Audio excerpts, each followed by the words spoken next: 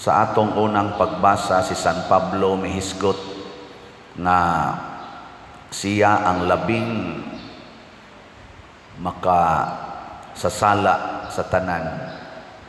Murag siya'y labing ngilad nga makasasala.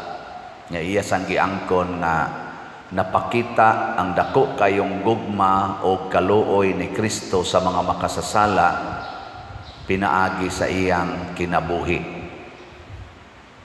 Unsa man ni si San Pablo sa tan-aw ninyo, buutan o buangon? Iya man giangkon, ako ang labing ngilad nga makasasala. Akong gipamatay ang mga Kristiyanos, akong gipanglutos, akong gibugal-bugalan o gitamay si Kristo. Unsa man, buangon siya o buutan? Man mo'y klaro. Kanang tao nga moangkon nga siya sad-an o siya dili angayan daygon, nya musulti siya nas publiko, maunay tinuod nga buutan. Pero kanang tao nga magsigig hisgot sa iyang mga nindot nga nabuhat, sa iyang mga nindot nga mga kinaiya, ako, sus, wajud ko'y kontra. Ako ginang gipasaylo ang tanan. Maghisgot na gina siya gingon ana, kana buangon ang tawhanan. Gilingi ay mong tupad. Naunsa man kabuutan o buangon? Niya mo tubag gani siya, mo siya, buutan ko oy, akana buangon gina siya. Pero mo yung isa, sus, buangon yun ko dahil sa tinudanay lang yun, buangon yun ko. Ana, ika, congratulations, buutan dahil ka. Na. Kaya kita ra ba, gitudluan ra batas kalibutan, tabuni ginang bati, ipakita yun ang maayo, haron ang mga tao, dili mulikay nimo. Buangon ka. Parihara na ba, o ang nagi mo'y bisita ng mga importante kay balay hala panaguan ng mga bulingon na tabunan o mga nindot nga kurtina ang bati kay bungbong. Limpyuhag dali-dali ang mga CR kay naa ra mamusod unya wa mo'y bisita o wa nang bisita ha. Unsa may inyong giandam dito? Ala, nagkatag lang katag. Muna mga usab ang kuan, mga usab ang sistemas balay basta naay umaabot nga bisita labi na gyud igpista ros ato kapilya adto ba mukaon ang pari sa inyong balay. Hala gyud pangusab gyud maayos tanan kay moadto ang pari. Ana labaw na gyud ingon adto mukaon ang obispo. Hala gyud pangandam gyud maayo. Unsa na kang moingon anha ra bang Santo Papa? Hala gyud ano ako may napilian oy Allah, yun, pangandam yun. Santo Papa, at snacks, bisag lang snacks lang. Still lang, mga usa kabuan yung inusabay, parinubit pang balay. Yun na nga na Santo Papa, at snacks sa inyo. Nga mo blessing sa inyong balay. Saman? Sa kayo inyong bation. Hawa. Di ba inyo kong itutukan? Pero kada adlaw ang atong bisita sa atong balay mao si Kristo. Kada adlaw. Ang gitawag ni San Pablo diri sa unang pagbasa, unsa to iyang gitawag ni Kristo? Unsa iyang giingon? Alang sa hari nga walay katapusan, walay kamatayon og dili makita ang bugtong Dios. Maunay atong bisita kada adlaw, dili ra na mo bisita og balay sa imong panimalay, musud pag gina diha sa imong kasing-kasing, sa atong kasing-kasing musud na siya nya magtan-aw-tan-aw na siya unsay sud sa atong kasing-kasing. Unsa man ray sud sa inyong kasing-kasing, gitan-aw mo na ron ni Jesus. Parian eh. Okay, bawang Ginoo sa akong kasing-kasing na ibaw yung Ginoo. Kamu wag yun mo kay baw. Sige lang mo ingon, uy manimba ta kay Padersiano ra ba mo imo misa. Ana. Uy manimba ta uy, mao di Padersiano di magpa-picture ta niya iniguman. Kay sikat kay ning paria. Mura gyud na inyong nakita, kutob ra gyud diha. Pero ang Ginoo musod sa akong kasing-kasing og mutanaw. Mingon Ginoo, yaks. Yaks ning paria ni. Ana. Oh, makasod pala mo sa akong kasing-kasing. Nya kay bawo mo kung sa akong gibuhat kanang wa ninyo makita. Kining Dios nga dili makita, mao sa ni makakita sa dili nato ipakita. Kana bang gilikaya nimo nga dili makita. Pero si Jesus maro kay tanan, iya tang gitudloan kanus aman makita ang dili makita. Kibaw mo. Kanang nasa kong kasing-kasing di man na makita, pero kanus man na makita ang naas atong kasing-kasing. Matod pa ni Jesus, anha na sa iyang mga pulong o mga buhat. Matod pa diri sa Ebanghelyo. Sama sa kahoy, mailhan ginanimos iyang bunga. Lisod man kayog ang nangka mamungag bayabas. No, magduda na ka, hala, nangka manigdahon, pero ang bunga bayabas. Ang kuyaw sa kang bayabas mamunga o lumboy. Unsa man ning biyabasa nga biyabas manunta ang dahon imo namang kutligod ang dahon imong usap-usap. Oh bayabas gyud. Pud-apod. Siya ngano man ang iyang bunga lumboy lagi na. So la, unsa man ni oy? Ana. Lisod sad kayog ang liktor dire maoy libakira kayo inig adtos gawas. Di ba? May kay diring moingon nga ang pulong sa Ginoo. Unya ang iya ditong pulong pulos yawanon. Di na ka makareconcile. Lisod kaayo ang magsigigwali dire nya inig-abot ditos unahan, kusog na kaayong mamintaha sa silingan. No, kuralo ng mga agianan. Naro ba tay kural dire ari dapita pero na sanay agianan noon. Kusog na kay maningil og utang. Ay, ako di jud ko maningil og utang. Ang akong gipaningil, ang inyo ra gyung gipalit. Papalit gyud mo. Lisod sa kay magsigig simba, magsigig paminaw sa waling Padersiano, maminaw gid ta kay malingaw ta pero inigingon palit mog slat, mukos mo dayong now. No. Kinahanglan malipayon tang mutambong misa, malipayon sa tang mopalit og slat. Sige, lingi ay mo tupad. Ingna so ayan ba natog palit karong adlaw? Ingna karon. Ingna. So ayan natog palit. Naa mo jud kay 100 diha ba? Imposible kayo guwa kay 100 pesos. Kana kamong nanambong dinhi. Agawas lang anang gamayng bata. Kamong mga dagko-dagko, naa gyud mo 100 pesos eh. Nya nganong di man gyud mo mopalit kada adlaw. No. Unsa may imong gihuna-huna?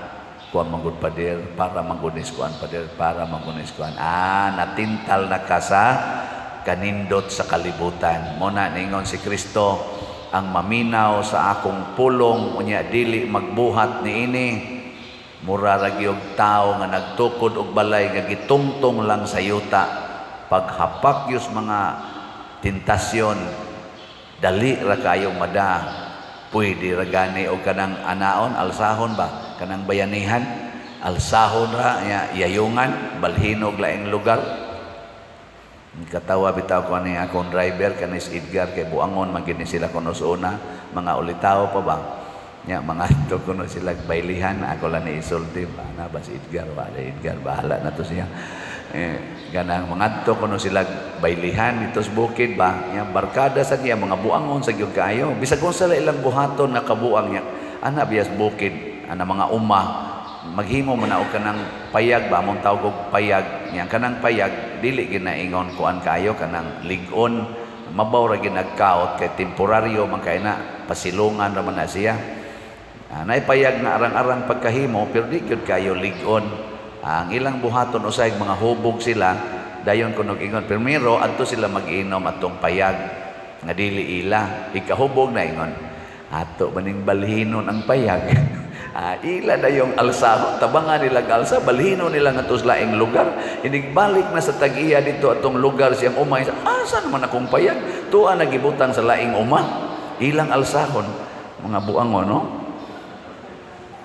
Gaan ra kaing alsahon, kay wa may pundasyon, pero makakita kag building, nga ligon kay haligi, gikaot yun, gisiminto pa, away maghuna-huna nga ato ning alsahon, ligon man, mausad na kamo, mausad na kita, dali kitang alsaho siyawa, ibalhin tangadto sa lugar nga dili Diyos nun.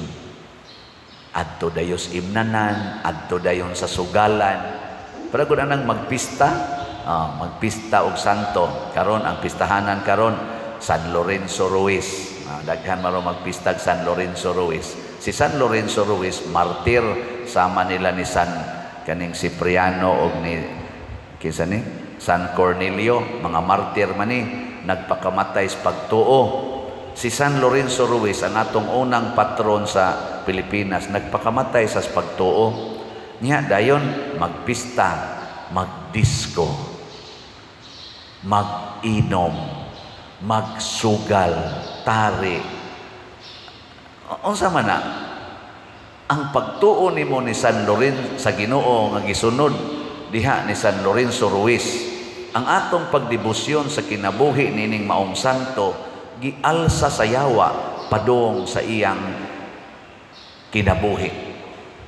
Si San Lorenzo Ruiz nagpakamatay, si San Cornelio nagpakamatay, si San Cipriano nagpakamatay, si Kristo nagpakamatay aron mahunong ning mga bisyo sa kalibutan, sugal, hubog, kalaway, nga anhas diskuhan, halas sigig yung piyad-piyad, mugbo kayong mga sulog, gakos-gakos, halok-halok anang mga hubog na sad ang babae ug lalaki, laki ug laki gasigi nag lips to lips, babae ug babae gasigi nag kinuutay.